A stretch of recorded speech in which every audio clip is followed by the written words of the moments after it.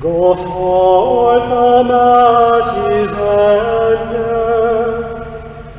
Thanks be to God.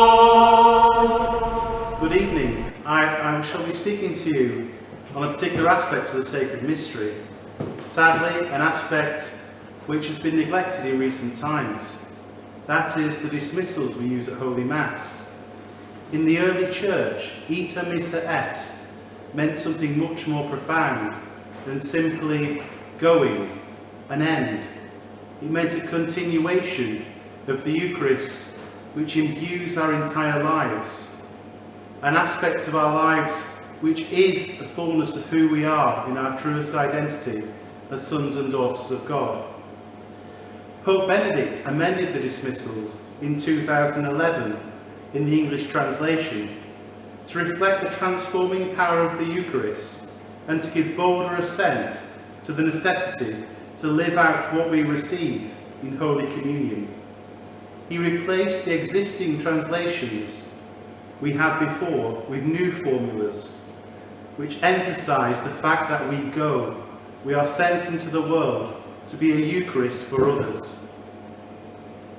Illustrating the fact that the dismissal is in fact a starting point, Benedict tells us that the Latin phrase Ite Missa Est took on a much richer meaning in the early church. It is not a mere dismissal. In the Christian usage, to go implies a mission, to be sent, to offer that transforming power through the way we live our lives to others. This was one of the fruits of the Synod on the Eucharist, of which Sacrosanctum Caritatis was the fruit. It was thought that the new text required a deeper connection between the Mass and daily life.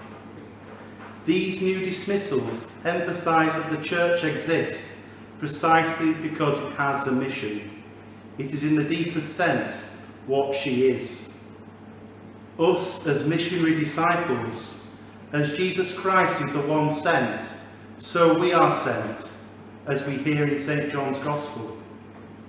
The document on the liturgy for the Liturgy Office of England and Wales on the concluding rites of Mass tells us, we receive the body of Christ so that we may go forth as the body of Christ into the world, a living sacrament of his presence in the midst of others. Pope Benedict XVI explained that the Eucharist infuses us with God's agape, his self-sacrificial charity, which is the true Christian love. It seeks the good of the other out of a genuine concern for those whom we meet. Agape is the searching love. A Eucharist which does not pass over into the concrete practice of human charity and love is intrinsically fragmented. The commandment to love is only possible because it is more than a requirement. It is demanded by Christ himself. To go into the world, proclaim his gospel, and be living sacraments of his love in the world.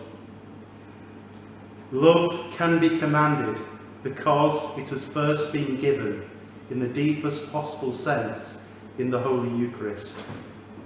Go forth, the Mass is ended. Go and announce the gospel of the Lord. Go, glorifying the Lord by your life.